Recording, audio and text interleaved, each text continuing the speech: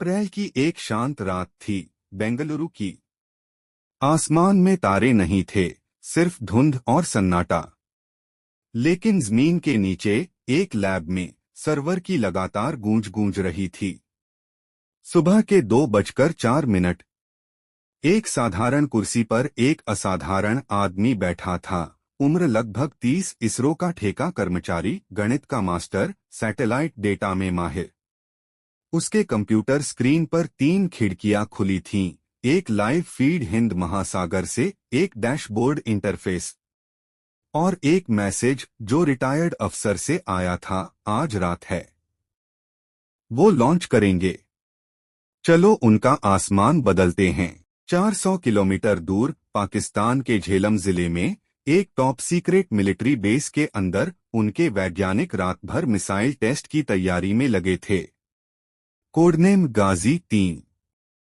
ये मिसाइल परमाणु हथियार ले जाने में सक्षम थी और दावा था कि ये 8 मिनट में भारत के किसी भी हिस्से तक पहुंच सकती है। ये सिर्फ एक टेस्ट नहीं था, ये एक पावर मूव था।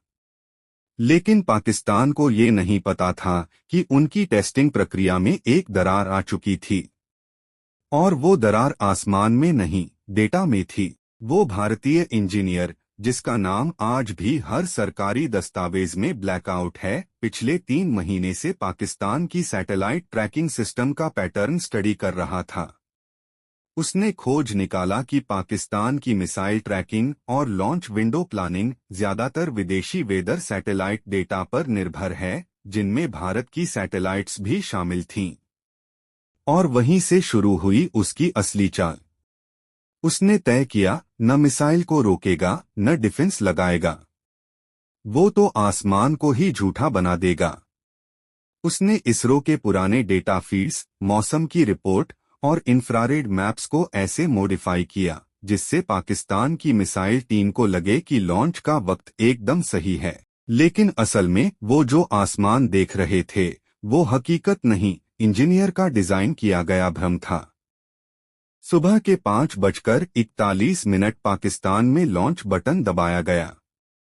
गाजी-3 उठी, आग और धुएं के साथ। शुरुआती 30 सेकंड सब कुछ परफेक्ट था। लेकिन फिर अचानक मिसाइल 3 डिग्री पूर्व की ओर मुड़ गई। हल्का सा बदलाव, लेकिन enough to ruin everything. Launch के 50 सेकंड बाद मिसाइल ने अपना रास्ता खो दिया। पहले लड़खड़ाई, फिर टुकड़ों में टूटी और फिर समंदर में समा गई। पाकिस्तान के वैज्ञानिकों ने कहा, अचानक मौसम बदल गया। डेटा में गड़बड़ी थी, लेकिन उन्हें क्या पता था, मौसम नहीं बदला था, उन्हें दिखाया गया था कि मौसम साफ है। उसी समय बेंगलुरु के लैब में एक ब्लैक स्क्रीन पर आखिरी बार लिखा था, transfer complete, clean up initiated. पर यह कहानी वहीं खत्म नहीं होती। 5 साल पहले यही इंजीनियर डीआरडीओ की एक परीक्षा में फेल हो गया था। कारण, उसकी सोच बहुत अमूर्त थी, यानी उसकी सोच अलग थी। वो खुद में ही खोया रहता था, पुराने सैटेलाइट डेटा स्टडी करता, पुरानी मौसम रिपोर्ट्स की रेखाएं खींचता और रातों को फैराडे केज बनाकर उसमें बैठता। किसी ने उसे पागल कहा, किसी ने जुनूनी। लेकिन वो जानता था उसका वक्त आएगा। 2022 में सरकार ने उसके घर पर रेड की, डर था कि कहीं वो विदेशी एजेंट तो नहीं। लेकिन जो मिला वो किसी को समझ नहीं आया। हाथ से बनाए गए ऑर्बिटल मैप्स, मौसम में भ्रम फैलाने के एल्गोरिदम और पाकिस्तान की टेस्टिंग कैलेंडर का सटीक अनुमान, जो हकीकत में 3 दिन के भीतर सच निकला।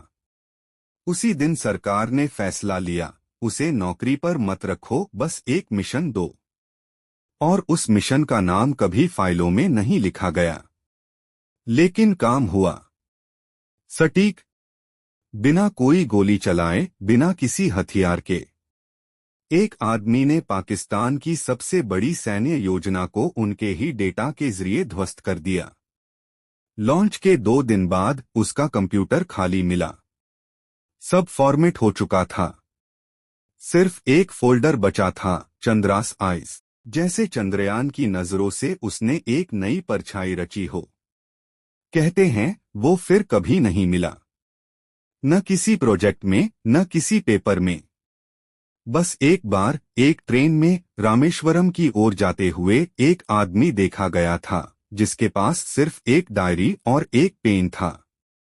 कभी कभी युद्ध सिर्फ हथियार से नहीं लड़े जाते।